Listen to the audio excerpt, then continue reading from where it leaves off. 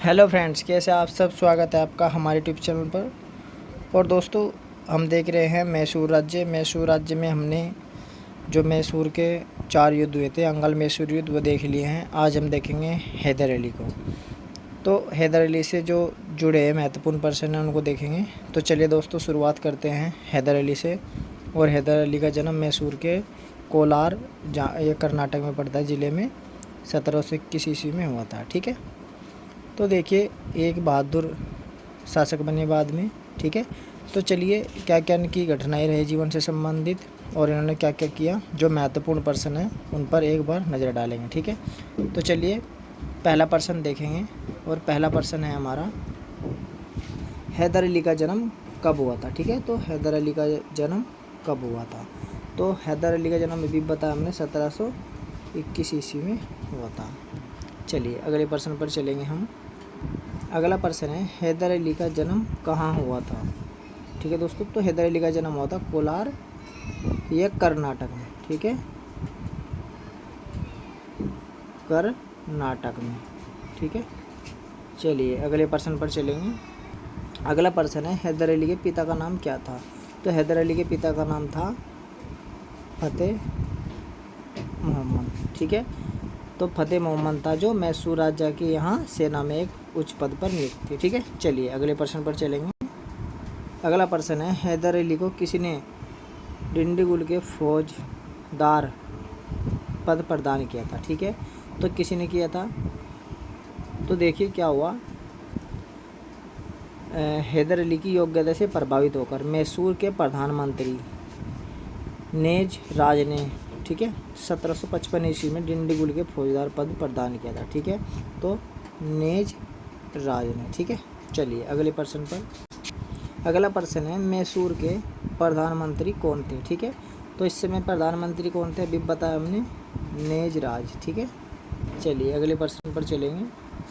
अगला पर्सन है हैदर अली ने अपना सलाहकार किसे नियुक्त किया था। तो दोस्तों, हैदर अली ने अपना सलाहकार किसे नियुक्त किया, तो देखिए, फौजदार बनने के बाद उसने 2 महत्वपूर्ण काम किए थे। पहला, अपनी, क्योंकि वो अनपढ़ था, तो निरक्षरता की जो कमी थी उसको दूर करने के लिए खंडे राव नामक ब्राह्मण को अपना सलाहकार नियुक्त किया था। ठीक है। तो किसको किया, खंडे राव। ठीक है। और जाति से क्या थे, ब्राह्मण। चलिए, अगले पर्सन पर चलेंगे हम। और अगला पर्सन है हमारा डिंडीगुल में आधुनिक सशस्त्रागार की स्थापना किसने की थी। ठीक है। तो देखिए, हैदर अली ने की थी फ्रांसीसियों की सहायता से। ठीक है। और कब की थी, तो ये की थी दोस्तों 1755 में। ठीक है। चलिए, अगले पर्सन पर चलेंगे। और अगला पर्सन है हमारा हैदर अली को कब डिंडीगुल के फौजदार पद प्रदान किया गया था। ठीक है। तो हैदर अली को कब डिंडीगुल के फौजदार पद पर नियुक्त किया गया, तो दोस्तों ये 1755। ठीक है, 1755 ईस्वी में इसको ये पद प्रदान किया गया। चलिए, अगले पर्सन पर चलेंगे। अगला पर्सन है हैदर अली ने कब डिंडीगुल में आधुनिक सशस्त्रागार की स्थापना की थी। ठीक है।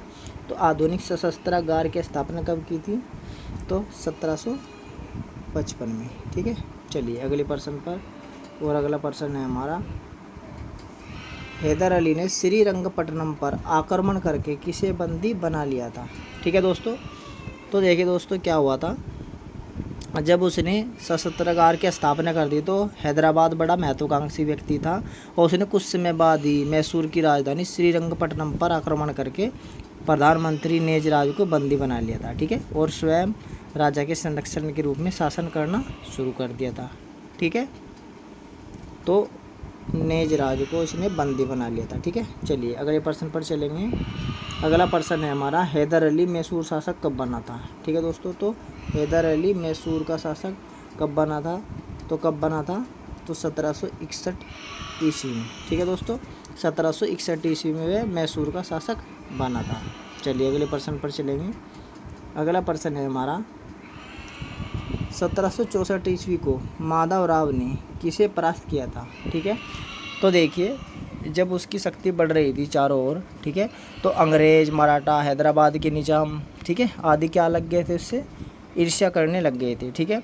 तो वे लोग हैदर अली से भयभीत होकर उसे नियंत्रण में लाने की सोच रही थी। ठीक है, तो 1764 ईस्वी में पेशवा माधवराव ने हैदर अली को एक युद्ध में परास्त किया। ठीक है, तो किसने किया? माधवराव ने किसे परास्त किया? तो हैदर अली को। ठीक है, चलिए अगले प्रश्न पर चलेंगे। अगला प्रश्न है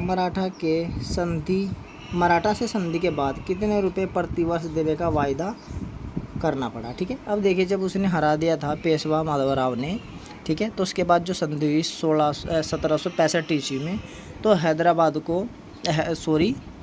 अली को मराठों से संधि करके उन्हें अपना कुछ भू क्षेत्र भी दिया और 28 लाख रुपए प्रतिवर्ष, ठीक है, 28 लाख रुपए प्रतिवर्ष देने का वायदा करना पड़ा। ठीक है, चलिए अगले प्रश्न पर चलेंगे।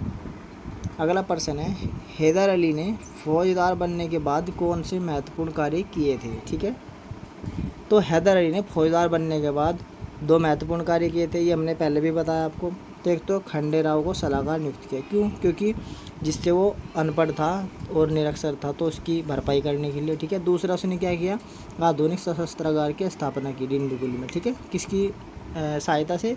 फ्रांसीसियों की सहायता से। ठीक है, तो उपयुक्त उसने दोनों कार्य किए। ठीक है, और दोनों कार्य करने के बाद उसने जो उसका निज राज था उसको बंदी बनाकर अपने आप शासन करने लगा। ठीक है, चलिए अगले प्रश्न पर चलेंगे हम।